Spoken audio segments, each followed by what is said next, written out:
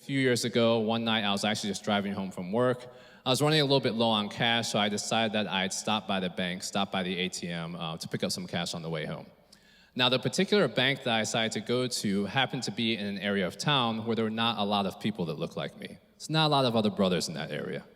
But I decided, I'm a grown man, I've had this experience before, let me just go there, take care of my business.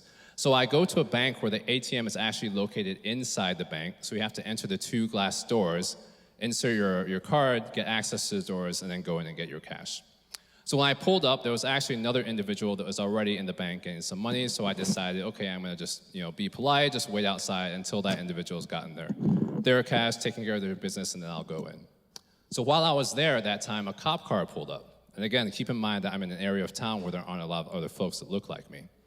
So as you can imagine, for me, as an African-American man, with my experiences in the past with the police, with lots of things that have happened in this country the last few years that have been highlighted, that in and of itself could potentially be a threatening situation. And I'm sure there are several others in the audience who could relate to that as well. So again, the cop pulls up. I'm thinking I'm just going to try and play it cool, just kind of go about my business, and just hopefully this will be just a normal routine evening, getting money from the ATM, nothing will happen. So the cop gets out of the car, and the first thing he says is, "Don't I know you from somewhere?" I'm thinking, I don't know you, I don't really want to know you, and I don't want you to know me. Let's just leave it at that, let's just move things forward. But he was really persistent. He's like, "No, I think I've met you somewhere before." And I'm thinking, wow, this guy really won't let it go. But actually, at that point in time, something clicked in my mind where I realized I had actually met him before. So I'd actually met him at an event that was called Coffee with a Cop. And the whole purpose of that event was for the police to be able to engage with those in the community in a non-threatening situation to build relationship with them.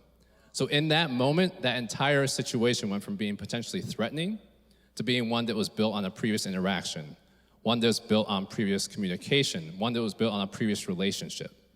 So why did I share that whole story? Well, I think sometimes we approach mental health conversations and mental illness the same way. The first time it comes across our radar, it's a threat. We don't want to talk about that. What happens in this house stays in this house. It's a sign of weakness. You're not praying hard enough. And all those things push the conversation out and away from us. So what we're really trying to do tonight is to really flip that conversation, to say this is something we're not going to be threatened by. We're actually going to engage in dialogue with it, and we're going to be able to move things forward because we're engaged in that dialogue.